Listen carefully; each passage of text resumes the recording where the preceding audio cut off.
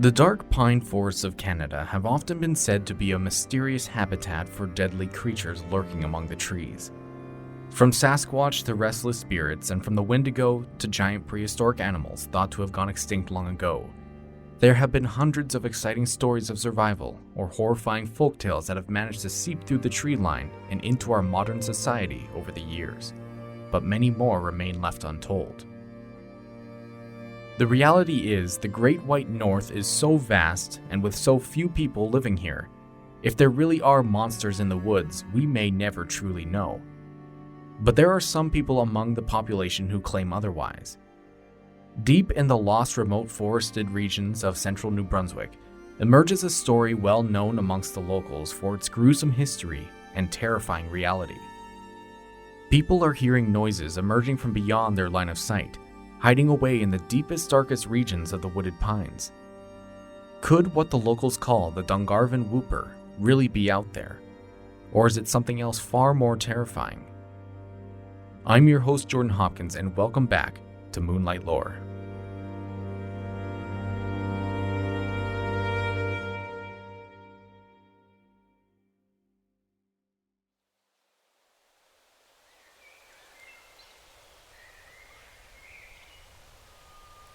His young life was unpredictable, but this was common for a transient like himself.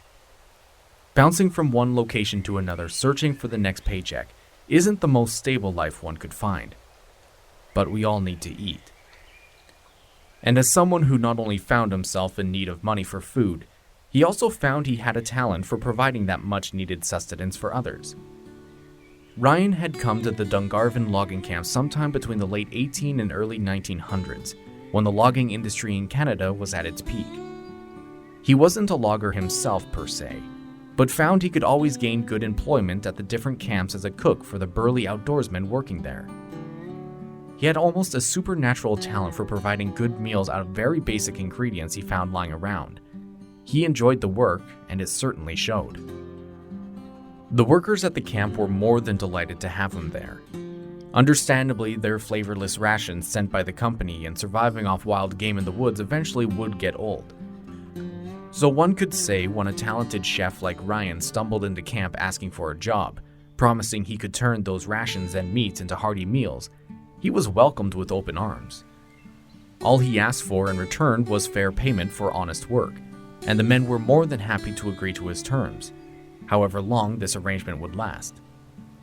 Ryan, after all, was a wanderer. Everyone at camp knew this. At most, they believed he would only stay for the year, or at the least, he would stick around until the first paycheck came in. This assumption was made due to the fact everything the man owned was strapped to his body or in a large burlap sack he carried everywhere he went. Most notably of all, and what plays a key factor in the legend, is the overflowing money belt the new cook always had strapped around his waist. While he made no effort to hide the fact he was flush with cash, always having the money bag in plain view of the workers, they didn't really pay it any mind. It was safer strapped to his body than the alternative, left alone, hidden away in the small shack, and the loggers were honest and respectful men, always taking great care to show common respect to one another and not risk upsetting the fragile balance of operations of the camp. So thoughts of stealing the money bag from the man were practically non-existent, especially after getting to know and working with him. The next day after accepting the job, Ryan pulled out all the stops. He wanted to make a good first impression on the workers. Before any of the others would rise from their beds at the crack of dawn, Ryan would wake himself and immediately get to work in the kitchen. There was likely a couple dozen men working on location, so preparing the breakfasts were quite an undertaking, but he managed to do it flawlessly every time. When time would come to wake the men from their bunks, every morning the man would lean out the front entrance of the dining hall and whoop and holler over and over, beckoning the drowsy men to come for breakfast. His morning ritual would echo throughout the entire camp and breach the wall of trees surrounding them, sending the early rising birds into a frenzy from their nests. It certainly was hard to miss this morning cry, and the loggers commended him on just how talented he was at waking them all from simple yells. After he was sure all the men were awake and coming for their meal, Ryan would then get to work fixing and packing their lunch pails for the day, and as soon as they were ready, he passed them out and the workers were on their way into the woods. Day after day, like clockwork, Ryan would make the meals, wake the men, and earn his worth. Everyone involved was happy with him. He was a great guy and an even better chef. Not long after he had begun working there, the boss of the company eventually showed up to inspect their progress and do some on-site managing. This was the first time Ryan would ever meet the man, and while the boss was a stranger to the camp, due to often being gone, the workers respected him, if only because he signed their paychecks. The very day he had arrived, everything was casual. He was happy with the men's work in falling the trees, collecting the lumber from them, and he was most impressed with their new chef. As it was the first day he and Ryan met, the boss decided to stick around camp while his employees headed out for the day after breakfast. It was always quiet once everyone had left. The only noise were the sounds of the surrounding forest and the distant roars of the saws and falling timber. This particular day seemed to drag on slowly for everyone. Ryan trying his best to appear useful in the eyes of the boss now shadowing him, and the rugged men out amongst the stubborn trees trying to make progress before the freezing winter snow set in. For the loggers struggling in the forest, the end of the day couldn't come fast enough. Each hour of sawing and cutting drained their energy, so by the end of the day they were eager to return to camp for dinner and settle back into their warm wooden cabins for a night of rest. After the late afternoon sun passed over them and they had collected their tools, they began the trek back to camp when one of them noticed the ominous clouds forming overhead, foretelling the approach of bone-chilling rain. They hurried along as best as they could in the already damp and cold environment, but eventually made it back to the outskirts of camp without much trouble. Hoping to avoid the coming rain and get their warm dinner in before it hit, they stored their supplies in the tool shed and rushed towards the dining hall. But when the first of the men opened the door to the room, something heavy lingered in the air. They weren't sure what it was at first, but as more and more men walked into the room, it suddenly dawned on them. Silence. The unfamiliar lack of life in the room stuck into their hearts like a dagger. Ryan was always ready to greet them, and only half the cutlery and plates were set. The men called out to their friend, hoping he was just running behind on his duties and was still in the kitchen getting ready for them. But their cries were met only with the eerie echo of their own voices bouncing off the wooden walls. Some of them decided to take this moment to investigate. They cautiously walked towards the back of the dining hall where the kitchen was located and where Ryan could always be found. And as they opened the rough wooden door, the sight they walked in on turned their warm-bearded faces into an ashen white. The lifeless body of their friend was strewn carelessly on the floor, his money belt gone.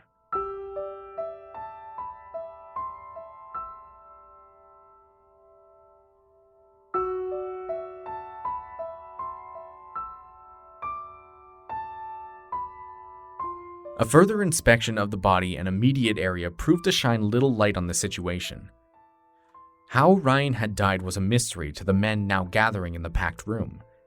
The only evidence of foul play possibly being involved was the obvious disappearance of his heavy money belt, which everyone knew he always had strapped to his waist.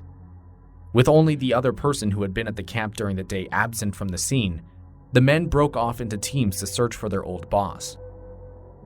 They, however, did not have to search very long. The first stop on their search was to his personal cabin, where the man was found inside and very much still alive.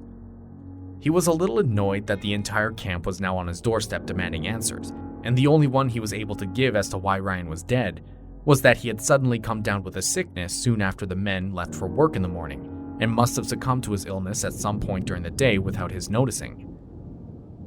Obviously, the men didn't buy his explanation. Ryan seemed perfectly fine before they left, and most of them confirmed, as always, he was wearing his belt around his waist.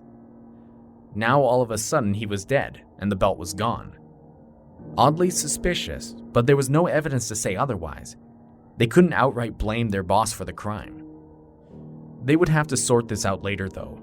The sounds of crashing lightning and rolling thunder off in the distance told them the storm was approaching fast. The body of their friend was their priority now. Before the howling winds and hard rain became too violent to leave the camp, they had to move the body out of the kitchen and give the man a proper burial. He at least deserved that much. It was easy to find volunteers. The consensus was all the men wanted to pay their respects to their cook, so the entire camp, minus the boss who remained in his now locked cabin, trudged through the darkening forest and, using their final reserve of energy, dug a shallow grave and put their friend to rest.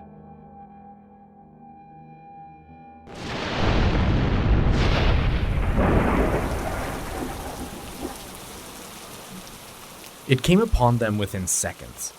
The raging storm that had been on their doorstep the entire day was now here, and the men all scrambled for cover under the canopy of trees, attempting to find the path with the most cover to guide them back to their cabins. The howling winds forced the dark pines to bow to their overwhelming power, and the gray clouds forming above told the men this was not going to end anytime soon. As they slowly struggled to make their way back to camp through the curtain of falling rain, the men found the trek through the forest to be far more difficult than they had anticipated. Even with years of experience under their belts on traversing the woods and finding their way, for some reason this evening everything seemed to have changed. The trees looked wrong. They couldn't pinpoint it. The forest just seemed to have a different, darker feel, like they shouldn't be there. When the first man finally spotted the camp off in the distance, the loggers were overjoyed to finally leave the woods. Weird enough, these were men who lived and worked in nature every day, but the fear that seemed to chase them out of it only appeared to grow with each step closer to the cabins.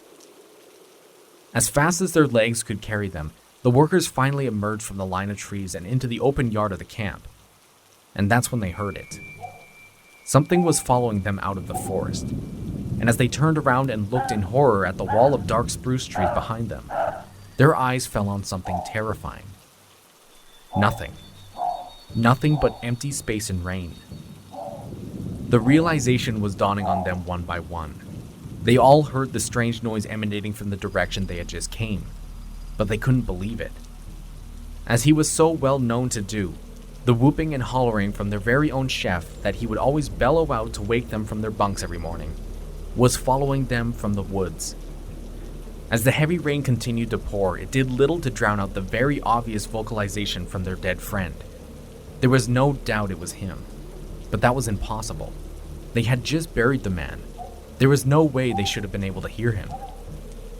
Soon the entire camp was surrounded from the loud whooping. Any way to determine the actual direction of the source was now impossible.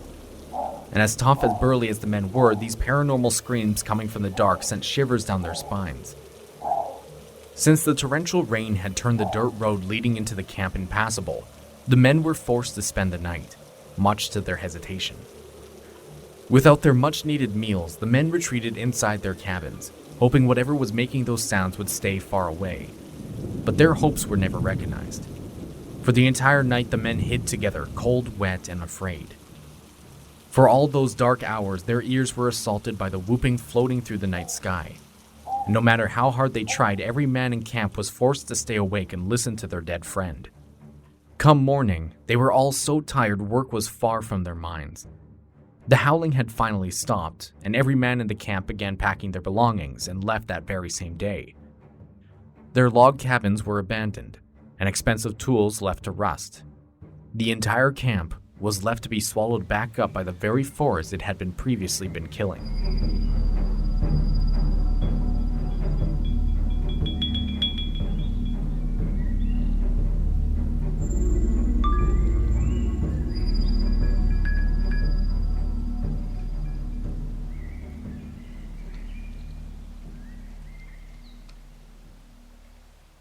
The legend of the Dungarvon Whooper is one many people in the Maritimes hear growing up.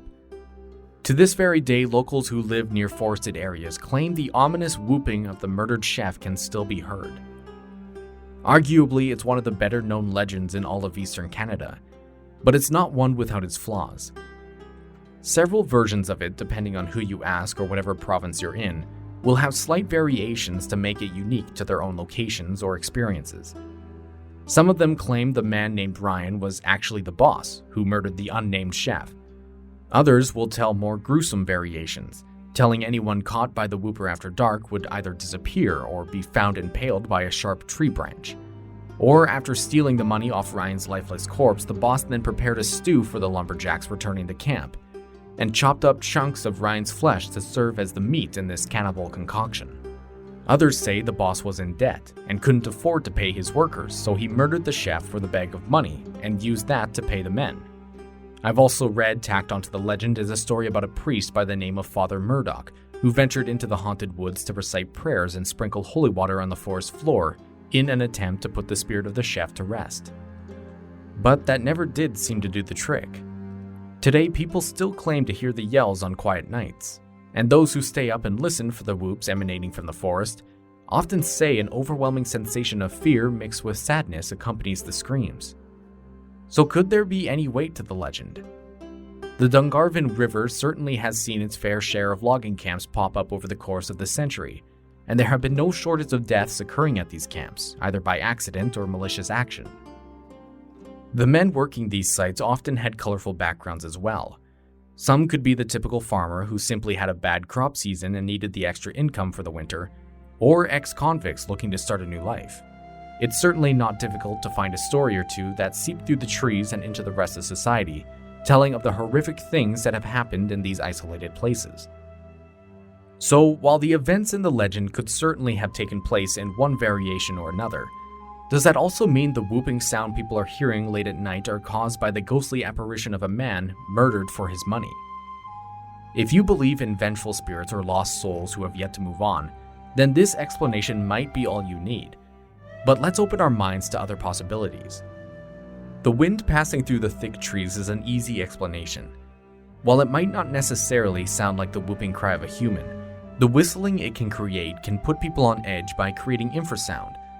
As I had discussed a few episodes back while talking about the Dark Watchers in California, low infrasound that humans can't quite hear has a tendency in instilling a sensation of fear and anxiety, and perhaps because of those feelings, we as humans are more perceptive to our surroundings and interpret other sounds to be something they are not, like the lifeless echo of a dead man hollering through the pine trees. Now let's have a quick listen to something one could possibly find in the forests of New Brunswick.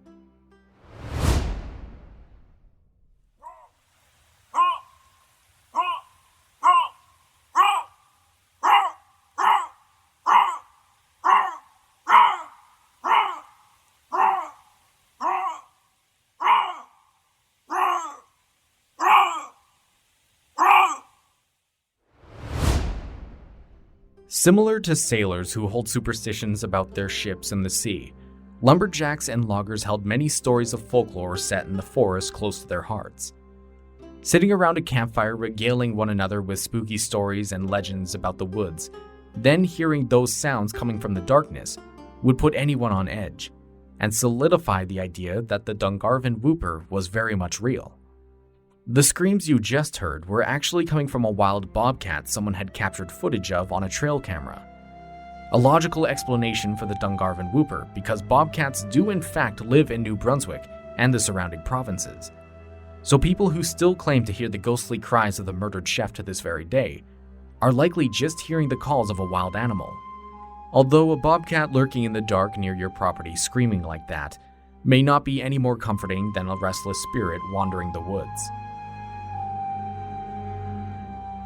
The legend of the Dungarvon Whooper isn't a very long one. Like I've mentioned, depending on who you ask or where you are, you may hear a slight variation of the tale, but the roots of it are always the same. A young man who worked as a chef at an isolated logging camp was murdered, and his restless spirit haunts and roams the woods whooping and hollering to this very day. The idea that the wild bobcat is the best bet for what people are hearing at night hasn't deterred the folklore from growing into a popular tale to scare friends and family with while either sitting around a campfire or putting your young kids to sleep.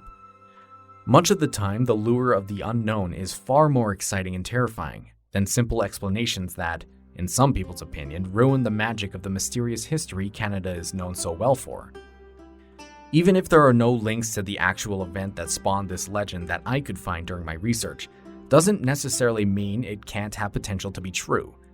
But the claims of a spirit wandering the woods for the past centuries searching for some kind of revenge is the part that seems rather far-fetched to me. I would personally say the legend itself grew around the screams of wildlife hiding in the woods, that the superstitious loggers sitting around a campfire one night heard the screams of a bobcat and their imaginations took off, eventually coming to the idea that it was a ghost making those sounds, and the legend of the Dungarvon Whooper was then born. Those living in the Maritimes are often known for their strong beliefs and traditions. It would be difficult to dissuade someone who truly believes the folklore of the Whooper. For them, it's a very real entity who dwells in the dark forest, and as long as you keep your distance from it and avoid its echoing cries, you'll be just fine. In a sense, the Whooper is very much alive to this day because of those who believe in it. They keep the legend going, passing it down to their children to explain the dangers of the woods and teaching them to avoid going into them after dark. Whatever might be the case, whether you choose to believe in the ghost or the bobcat, the Dungarvon Whooper has certainly cemented itself into the history books of Canadian folklore. It's a tale of horror, sadness, and mystery, and that's the perfect recipe for a great story. Unlike the poor chef, I have a feeling this is one legend that will likely never die.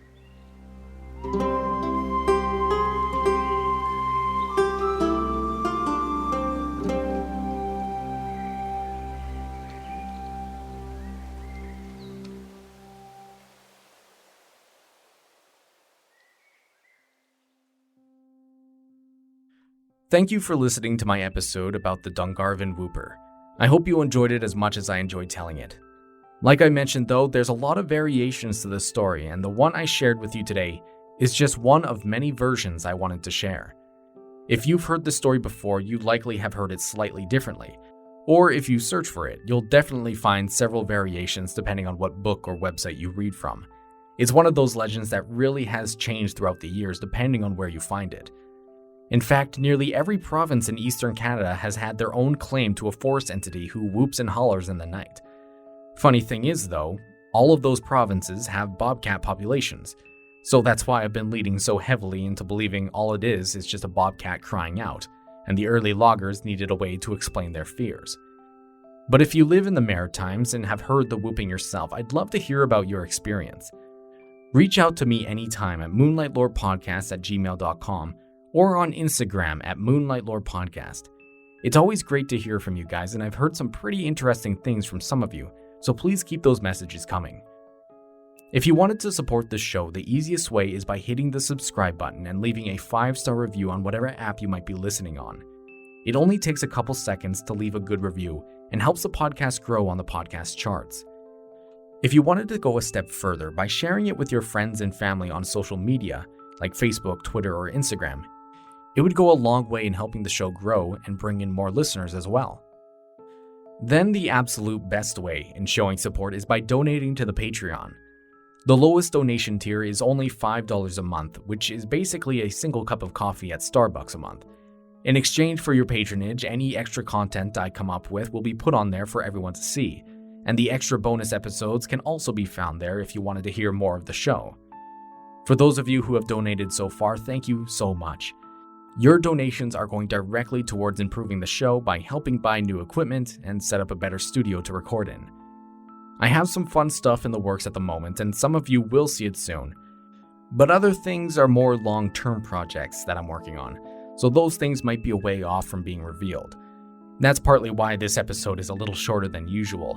I just got some stuff coming up that's making time difficult to find to create longer episodes. And honestly, I'm not even sure if I'll have time to do another episode in these next 2 weeks. That's how swamped I am. If that's the case though, and I can't get a fresh episode out, I may have to resort to releasing one of the Patreon episodes for you guys to listen to, so you don't have to go a month without hearing something. But I guess we'll play it by ear. I have a few episodes partly written, I just want to do a little more research for them and find the time to finish writing, recording, and then edit them. Very soon though, we will be going back to normal once things settle down a bit. And I just started writing a new series, so stay tuned for that in the next coming months. I believe that's it though, so as always, take care you guys, keep being awesome, and I'll see you, well, in either 2 weeks or sometime shortly after that. I don't really know. We'll see. Alright, bye guys.